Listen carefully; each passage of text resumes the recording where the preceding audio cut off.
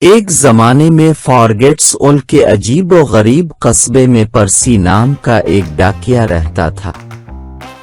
پرسی کی ایک عجیب عادت تھی جس نے اسے شہر کا چرچا بنا دیا۔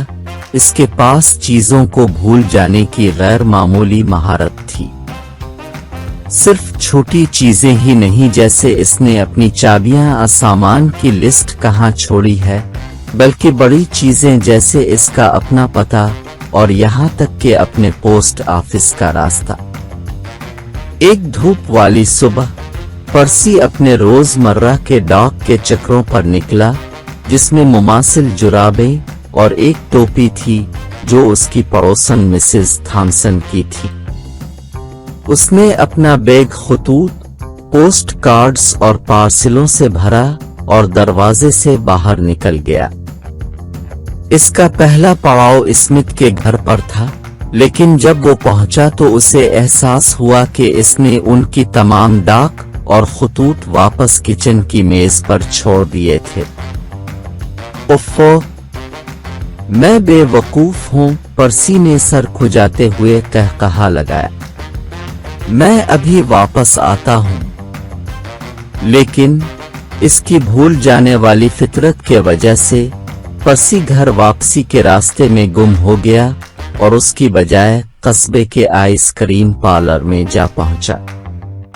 وہ کیلے اور سٹرابیری کے گھومنے والے ڈبل سکوپ کے لالچ کا مقابلہ نہیں کر سکا۔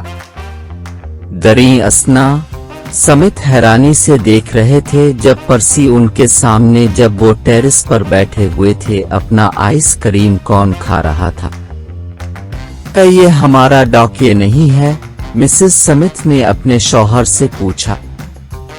واپسی پر پرسی کے باورچی خانے کی میز پر اس نے بھولے ہوئے خطوط کو یاد کیا اور اسمتھ کے پاس واپس بھاگا اور ٹیرس کو خالی پایا۔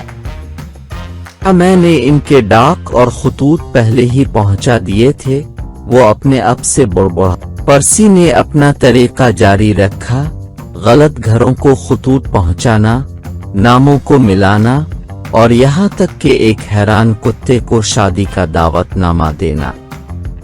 پورا قصبہ اس پر مذاق اڑانے لگا۔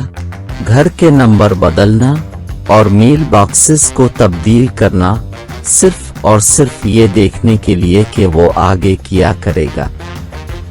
ایک دن پرسی کو پوسٹ ماسٹر مسٹر ہگنس کا خط ملا۔ اس میں لکھا تھا، ڈیئر پرسی، ہم آپ کی لگن کو سراہتے ہیں، لیکن شاید یہ تبدیلی کا وقت ہے۔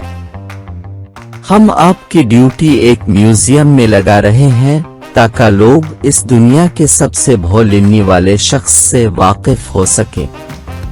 آپ کا بھولپن افسانوی ہو گیا ہے۔ پرسی نے خط پڑھا اور سر کھجاتے ہوئے یاد کرنے کی کوشش کی کہ اس نے اپنا چشمہ کہاں لگایا تھا۔ ایک میوزیم میرے لیے، وہ بڑبڑایا۔ قصبے والوں نے پرسی کی منفرد صلاحیتوں کا جشن منایا اور میوزیم سیاحوں کی توجہ کا مرکز بن گیا۔ اس شخص کو دیکھنے کے لیے دور دور سے زائرین آتے تھے جو کچھ بھی بھول سکتا تھا۔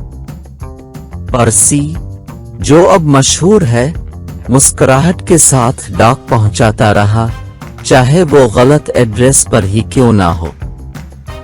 قصبے کے لوگوں نے اس کے بھولنے کی عادت کو قبول کیا اور اس کے بھولنے کی عادت لوگوں کے لیے مزاح اور تفریح کا ذریعہ بن گیا۔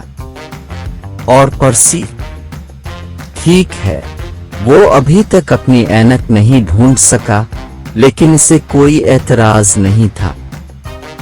آخر کار وہ اپنے آپ میں ایک لیجنڈ بن گیا تھا۔